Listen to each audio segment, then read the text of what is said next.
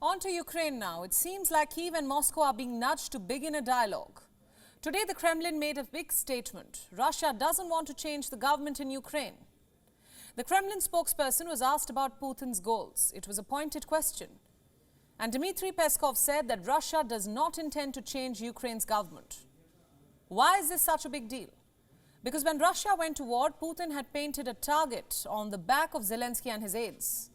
He had declared that the Russian forces are fighting Ukraine's government. Listen in.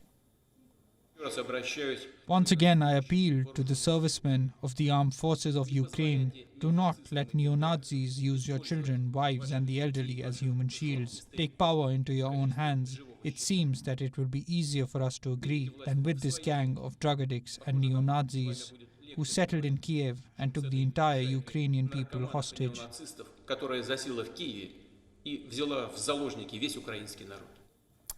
Yes, he described Ukraine's leadership as hostage takers. The Russian foreign minister too had toed a similar line. Here's what he said in July. We are determined to help the people of eastern Ukraine to liberate themselves from the burden of this absolutely unacceptable regime. I have one more quote. We will certainly help the Ukrainian people to get rid of the regime which is absolutely anti-people and anti-historical. Putin and Lavrov spoke in clear terms, and now the Kremlin is saying the government in Kyiv is not a target. This is certainly a climb down. Seems like Russia is taking a step back. What about Ukraine? Well, Zelensky is talking peace too. He wants peace on his own terms. I called on the alliance to take concrete actions to implement the Ukrainian peace formula that can reliably guarantee peace and justice for Ukraine and the entire Euro-Atlantic community. I also called on all parliaments of NATO member states to finally adopt a decision on the recognition of Russia as a terrorist state. I believe that we will gradually reach this result.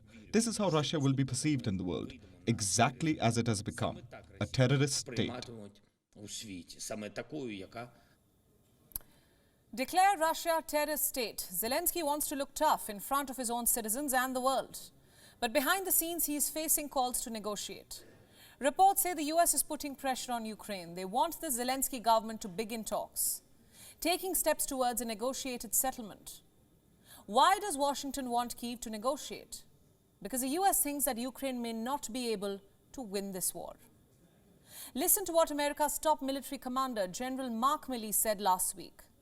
The probability of a Ukrainian military victory defined as kicking the Russians out of all of Ukraine to include Crimea, the probability of that happening anytime soon is not high militarily.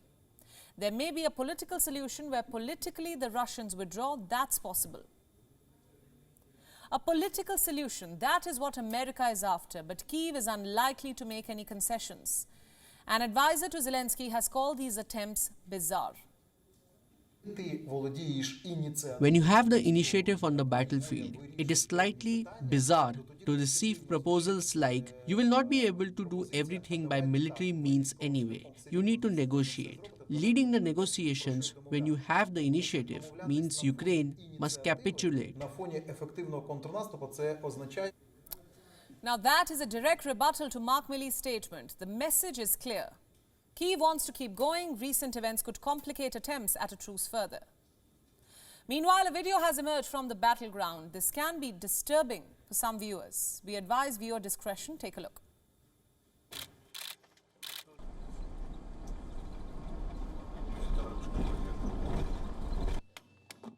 Давайте, блядь, по одному.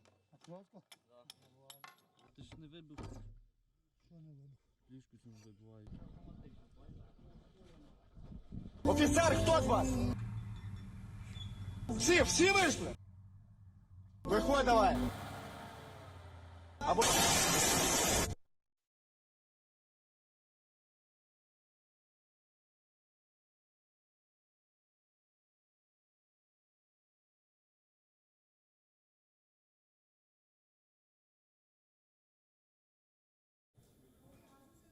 What was happening there?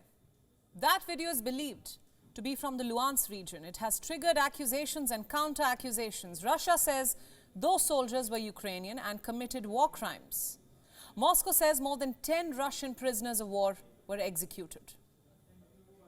Россия будет делать все, что возможно в рамках международных механизмов для того, чтобы обратить внимание на это преступление и призвать к порядку и к закону тех, кто к нему может быть причастен. So is that really what happened?